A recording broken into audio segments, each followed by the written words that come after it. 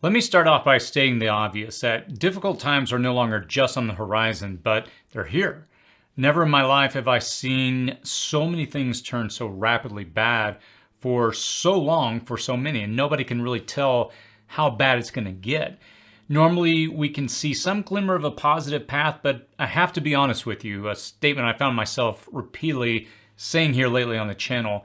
I'm not really seeing any positive indicators at the moment, and that's cause for concern. And it's an indicator that we likely haven't seen the worst of things yet. While there are lots of voices out there crying out with a full-throated fear of the future, on this channel, I try to take a little bit more of a pragmatic approach. And on one hand, yes, I acknowledge the problems, yet on the other hand, I try to encourage you to prepare. In this video, I want to talk specifically about food and what you should be doing and what you can do right now. So let's jump in. Download the Start Preparing Survival Guide to help you prepare for any disaster. I'll post a link in the description and comments section below, or visit cityprepping.com/get started for a free guide to help you get started on your journey of preparedness. If we haven't met before, my name is Chris, and on this channel we discuss emergency preparedness, aka prepping. If you've been a prepper for any length of time, you know that preppers, they come in all types of forms. From the gritty survivalist, to the homesteader, to the savvy city dweller, to the suburban family. And what we prep for, it all really tends to be different as well. Since I neither have a private jet to whisk me off to a compound in New Zealand, my plan, if things get really bad, is really to focus on the local. And I'm guessing that your plan is probably the same. Some preppers, they have bunkers, and some preppers have a plan to hunker down where they are at. And let me just clarify again before we really jump into the core content of this video. I do not want to scare you, but it's clear that we're heading into even harder times. Even the most conservative of viewpoints admit we are experiencing inflation and we're heading into a recession. Now, having said that, let's pivot to what I really want to cover in this video, which is food. We sometimes think of our food preps for major disasters. This is just something we're preparing for that may happen one day. But we also need to view them as a resource that we need to simply get through these periods of difficult times that we're now entering into. And as you can imagine, with such a wide range of interests and intents within the preparedness community and an equally wide or wider range of possible threats to prepare for, there's a variety of options out there when it comes to different types of equipment and food. It's a topic of considerable confusion because prepper food really ranges from a well-stocked pantry with good cooking knowledge all the way over to MREs, freeze-dried food, dehydrated food, ready-made survival packs that you can buy online, survival bars, canned goods, and pounds of beans and rice. So it's important that you really have the right mix of what you need, which we're going to cover a little bit more here in this video. And I've seen some preppers with a stockpile of beans and rice that also admit that when it comes to cooking, they really couldn't boil water. And I know that's likely an exaggeration, but it's a salient point. If you don't know how to cook or you lack the equipment, how will you fare after disaster? Will you be chomping on dry beans and hard rice? Likewise, what people end up doing a lot of times is going out and buying a bulk amount of freeze-dried and sealed just add water kits that are really intended to get you through 72 hours or maybe a week. And these can be great to get you through the initial phases of a disaster and even several weeks into a potential catastrophe if you have enough of them. And they can also be, as you can imagine, super expensive. Prepping, it can be either very expensive or not so much, and it really is up to you and how you approach it. For example, you can prepare by simply picking up and setting aside one extra can of vegetables or soup every time you go to the grocery store. If they have a sale or a clearance on cans of these, buy a case. Ramen, it can be cheap, and it's unfortunately loaded with a lot of salt and other not so healthy ingredients that are necessarily nutritious, but it will keep you alive. Both the canned food and the ramen typically have a long storage life. Now, here's the thing about these type of food options. These are not normally the type of items that you're going to be able to store for 25 years or more. Those are usually relegated to the freeze-dried options, but at least you can get a couple of years, typically if you rotate these. And while they won't last you the 2 decades that it might take you to rebuild a community, if there was some kind of a major world-changing catastrophe, but the good news is that they will get you on your way if there's some type of disaster. And if you eat and rotate your food preps on a regular basis before they expire, you're always going to have a usable supply that's typically good for at least a couple of years. From the usability standpoint, can you cook it after a disaster? Even more importantly, can you actually digest it after a disaster? What do I mean? You might have pounds and pounds of pinto beans, but have you ever tried eating nothing but beans for a week straight? That alone, it could potentially kill you. And it would certainly explain the crazy run that we saw on toilet paper a few years back at the beginning of the pandemic. But all kidding aside, make sure that your food isn't specifically designed for just long-term emergency use, like the pre-made emergency food kits. But make sure that it's part of your actual usable diet. If you're not cooking with it and pulling from your pantry and actually replenishing it, rotating it on a regular basis, you aren't going to do well with it after a real disaster. Food is life, so make sure it is part of your daily life. The second aspect to consider is duration. If you can, consider arranging the food that you would use on a regular basis where it's easily accessible in your pantry. And always be sure to use the FIFO method, first in, first out, meaning that you put the new food in the back and then you rotate the older food to the front. I personally have a shelf in our food pantry area that has the food that we rotate on a regular basis at the front. And this is in our pantry. When you walk right in, we have a shelf area, and these are the items that we actually use on a regular basis. I can access them very easily. Now, our more long-term food storage, the rice, the beans, the pasta, the other things, grains that we don't really touch, those are stored away deeper. Now, those items that we store are actually items that we eat on a regular basis in our diet, but those are items that are not as easily accessible, and I have them set up in Mylar bags with O2 absorbers, and they're stored away. The thing is that most disasters that will normally befall you will typically require that you only make it about a week or so before things get better, and these are what you would consider natural disasters. The disaster of a sudden job loss, that might last a lot longer. A prolonged power outage, that might even last longer. Now, your average storm, earthquake, derecho, tornado, hurricane, or whatever's likely going to happen in a normal situation, when it comes to catastrophes, these will normally fit within a week of preparedness. These type of issues are normally resolved within that time frame. But do you have that covered with basic things like canned foods and ready meals?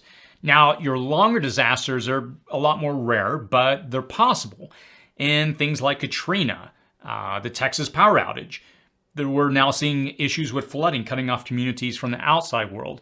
All of these can result in needing us to have more food than just a typical that we would store for a week. These scenarios could extend into several weeks, especially during the rebuild time where help is coming in and maybe the stores or other places where you would get food are no longer available.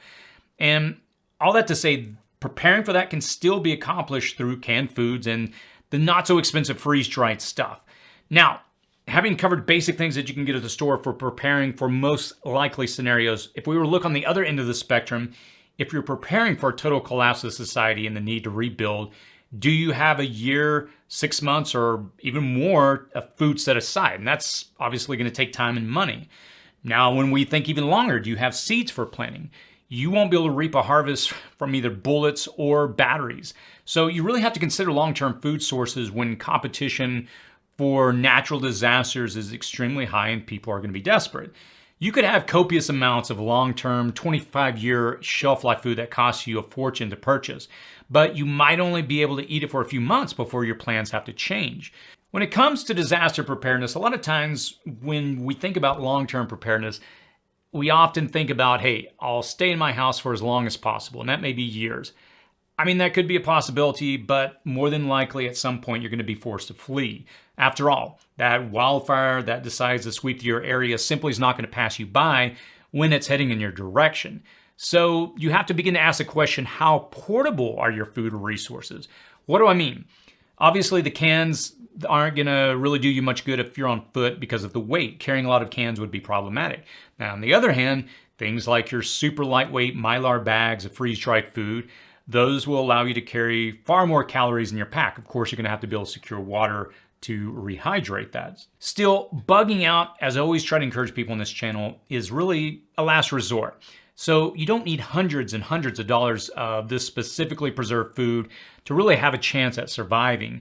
You can get a similar lightweight and shelf life of about 4 months to a year or more by purchasing something like a simple dehydrator. Usability, duration, and portability. These are 3 perspectives that you should use to examine your current food preps. What do I mean by this? Realize that all you might need based on the threats that you're most likely to face may be nothing more than a pantry full of canned goods with a few long-term shelf life foods. Or you might need some highly portable long-term food because you'll need to get out of Dodge quickly. Or you'll need to make sure that you have some seeds for reestablishing a long-term food source. Whatever you decide is the correct combination for you, realize that you can get to the level of food security that you need incrementally. And I think that's a very important point. It can take time, but just remember, a little bit at a time will make a big difference. The reality is that most people, probably many of your neighbors and friends, they don't have enough food to get them through just a few days. As a prepper, you have adopted a different mindset. You see the longer vision of the harder road, and you are preparing for it one step at a time, one can at a time. And we can see food scarcity for some items on the horizon. The supply chain, it's still in shambles. Drop and cattle die-offs are in the news. War still stymies supplies of critical grain and so forth. The headlines are there. The bad news about the supply chain is pretty obvious. So it's in your best interest to do all you can to prepare your food accordingly. In my own supplies, I have a mix. We cook from foods that we pull right from our pantry. As I mentioned earlier, we have a shelf when we walk right into our pantry. That's a lot of the items that we rotate on a regular basis, and some of the more deep, kind of low-use type of foods are tucked away under our stairs in our closet. And I have foods that we simply use to cook daily meals with my family. And I have foods that we can use for daily meals that is also intended for a longer shelf life. I have food that is specifically put away along with the cookware needed for a prolonged disaster. There's certain type of grains that I have stored away that unless something happens, they probably won't be touched for a long period of time. And I also have a working garden providing fruits and vegetables and even chickens supplying us with eggs and protein. I don't really have plans to pull out a lot of the food and equipment that I have stored away. A lot of what I've set up, and I did a video about a year ago where I show my setup, my pantry, and how to build a 1-year food supply, or rather food storage setup. And a lot of it is almost the way I would see it as kind of an insurance plan. Some of the items I use on a regular basis, some I don't. Some of the items are part of our diet, most of them are. There's a few items that we haven't used in a while, but if it came down to it, we have a strong enough mix where it wouldn't be a shock to our gut, I guess is what I'm trying to say. Having these items prepared and stored away, it relieves a lot of the stress and anxiety of what I see currently playing out in our supply chain. I know that if things continue on the current path, at least I have an insurance plan, I guess is what I'm trying to say. And it helps reduce a lot of the uncertainty that I have about the future. I'm personally also growing what I need to stretch my food stores. I know at the end of the day, what we have in our garden, if it came down to it, we wouldn't be able to live off it solely, but it will definitely supplement our longer term food storage pantry that we have. I have seeds also set aside that if I need to reestablish a garden, I'm able to do so. I have canned goods enough that I've kind of been able to slowly build up over time that could see me through kind of shorter disasters that we could easily pull out and throw into a pot or whatever, warm up, and we'd be fine. I've also got a mix, like I mentioned, freeze-dried food that it enables us, if we have to head out, we can pull those items and go, and they're just going to be easier if there's a disaster. So again, I'm kind of repeating myself, but the point is this, is that we've got a good mixture for different types of scenarios, short, mid-range, and long-term. And I would encourage you, based on your budget, decide what's most important for you. But here's the thing, when food shortages inevitably kick in, and they kick in earnest, and panic buying mentalities overtake common sense, which I'm sure we'll see plenty of here in the next few months, you don't have to be a part of the panic if you holistically examine your food preps, using the points that we've just gone over. I would encourage you to make sure that you have a mixture of these three, the short, medium, and long-term foods. And make sure that you have a mix of portable and non-portable food. Again, as I mentioned a second ago, I got food set aside that if we had a bug out, I've got food designated for that very purpose. And also make sure that you have water enough to hydrate any food. I've got plenty of videos if you go in the playlist for water where I go into different storage options. And again, look at that. And again, there's a lot of great pointers in there. Make sure that you have enough to not only provide you with drinkable water, but enough to be able to cook meals. Trust me when I say this, that you can survive on beans alone, but you're probably going to sincerely wish that you had more than that if it comes down to it. Even a can of something like corn or peas or canned meat, it could provide you with the change of pace you need to get through. And that's prepping that can be done on just a few dollars at a time and doesn't really require you to lay out thousands of dollars or run up credit cards in a desperate panic buying spree. I would encourage you to do this. Take this week to really take a critical look at your foods. This summer, I'm personally going to go through and overhaul my own pantry, going to go through and see what I can rotate, see what I can expand and improve upon. And do you have what it takes to get through short, middle, and long durations? Do you have portable and non-portable food? Do you have the cookware and the knowledge? If you don't have one of those things, start billing $1 at a time, one trip at a time, so you're ready for the storms ahead.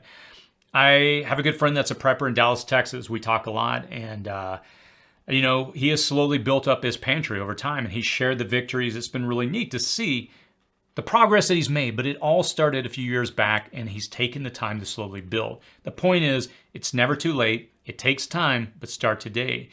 And I would encourage you to use your preps where you need them. Don't feel bad if you have to dip into your extended food storage. The reality is that you don't need an event like an EMP to really start using your, what I consider my deep food storage in your daily life. Sometimes a recession, which it looks like we're about to head into, is all you need to begin surviving by really supplementing your food with your preps. Likewise, you don't need a private jet or 100 acres to survive a coming disaster if you build your preps, especially your food, $1 and one trip at a time. Let me finish by saying this. I would encourage you to prepare methodically, a little at a time. What do I mean by that? I know right now there's this fear of something major coming. There's bad news every day that we go on the internet, turn on the news, read whatever outlets. And it's not just within the preparedness community that we're hearing so many people screaming that bad news is coming, but it's everywhere right now. I hate to say this, but fear sells at the moment. And it's easy, and I've watched a lot of preppers that I've known when these times come, they run out because of fear, rack up credit card debt, make mistakes, again, based on fear. But my encouragement, if you hear nothing else from this video, is this: prepare methodically, just a little at a time. If that means you need to go and get a few extra cans of food, if you see something on sale, take advantage of it. But I would not advise you to make, how would I put this? Rash decisions based on your emotions. That's a principle I learned years ago. That will always get you in trouble. I encourage you to stay level-headed. Know that, yeah, it's very likely we're heading into a recession unless something changes and things are going to get tight. I lived through this in 2008, and back then, everybody thought the end of the world was coming, because of markets. Housing market, I had a friend that was a realtor, and he had been a realtor at 30 years at that point. And I remember him telling me that this is bad. Could be the end of the real estate. I mean, where I'm going with this is that I heard so much negative, and yeah, it was difficult, but we got through it, and better times eventually came for some. But all that to say, we made it. And in saying that, my encouragement is the same to you right now. Things are likely to get difficult, but we'll make it. It'll be a little tighter for many, and being frugal, I think, at this time will be to your advantage. But if you can prepare one step at a time, getting a few extra cans, buy when things are on sale, do it. But don't allow yourself to be caught up in the hype and the fear, because that can drive you to make some really bad decisions.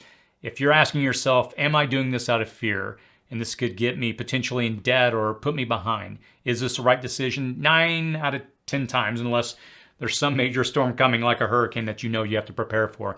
9 out of 10 times, I would say, don't make that decision. Stay level-headed and make decisions based on a plan, not out of fear. As always, stay safe out there.